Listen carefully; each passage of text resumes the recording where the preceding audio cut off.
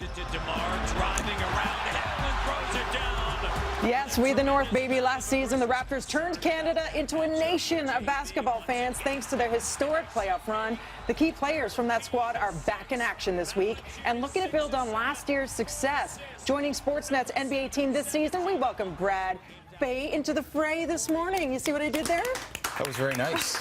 Yeah, you almost mispronounced the name and then just made it part of the thing, right? You know me well. I know you did. And by the way, I apologize for the foul egg smell. Yeah. We were busy boiling eggs. That's good. Yeah. Okay. I won't tell anybody. That's how we welcome you. We're not in sense around like some of those old movies, right? Yeah. Okay, let's talk Raptors. Sure. First things first, Kyle Lowry is the engine. Yes. But his contract is up this year. So does that mean he will be distracted, or is he focused? Does that make him motivated as a player to outperform himself? I think it tends to work that way for the most part for players when they're in a contract year that they're playing for their livelihood. I mean, these guys make a lot of money regardless. He's going to be paid by somebody.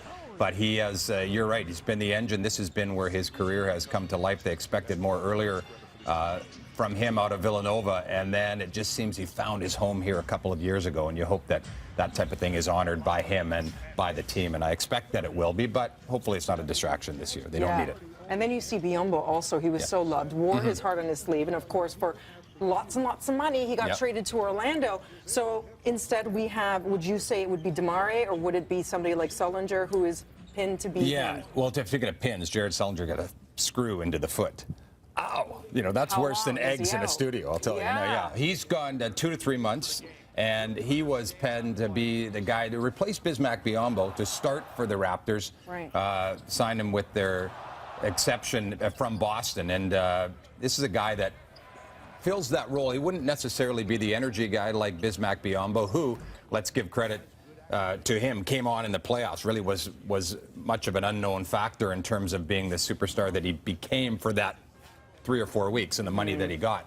But Sullinger will be missed. They'll go with probably Patrick Patterson early, the veteran. There's the rookie Pascal Siakam, who has impressed, and he'll get some time. Dwayne Casey hadn't been prone to playing rookies until the last couple of years, and now he seems to play one all the time. So they've got parts, they've got depth. That's the good news. But Sullinger will be missed, and a new guy, you want to get him into the fold and get him comfortable, and it'll take a while for that now. DeMar DeRozan, rock star, and we saw winning the Olympic gold in the summer with the U.S. team. Do you think that having a taste of that, being at the top, will help him? Yes, I think so, and I think the run that the Raptors were on last year as well, with he and Kyle Lowry, those two, as good as almost any backcourt in the entire NBA, given what they combined to do, and then DeMar deciding to stay.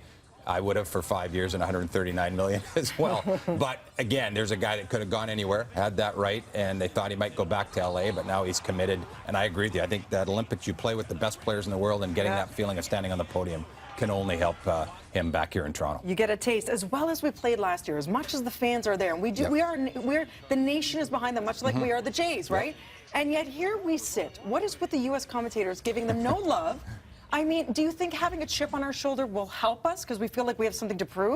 Probably used to it, and it's funny that we heard it all through the Blue Jays. Now, in terms of TV, you understand it, because it would be like the opposite would be in hockey if you had a choice to show Montreal and Toronto on TV in Canada compared to LA versus Anaheim. It's quite obvious, so ratings, it's not a slight, but there does seem to be a bit of a disconnect because maybe they don't see these guys as much, and it's not shown nationally down in the States. So in that sense, but the chip is great. Dwayne Casey knows how to work those things. Masai Ujiri went a little too far when he told Brooklyn to do it, and got in trouble a few years ago. But I like it. Masai gets a little bite in him sometimes. Absolutely. He's always a classy guy, He's classic. But I think this city and this country has seen enough of Cleveland.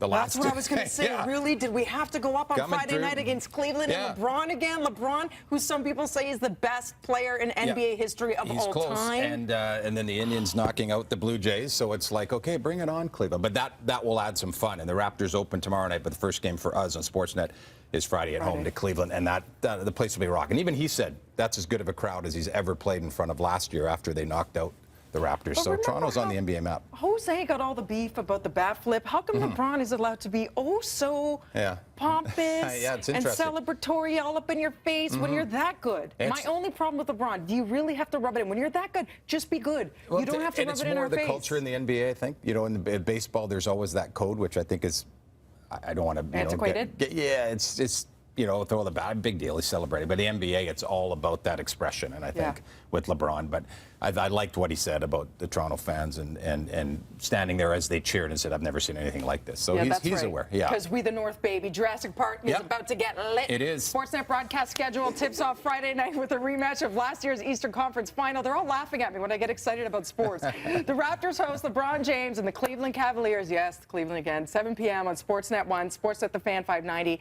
and on Sportsnet Now. Brad, thank you very much. Thank you. Great to see you. Fay, not Frey, good to see you. We'll be back with more BT after this. Now gives it to DeMar, driving around the hill and throws it down with a tremendous amount of aggression. Concerned about that matchup with JV once again, and they should be.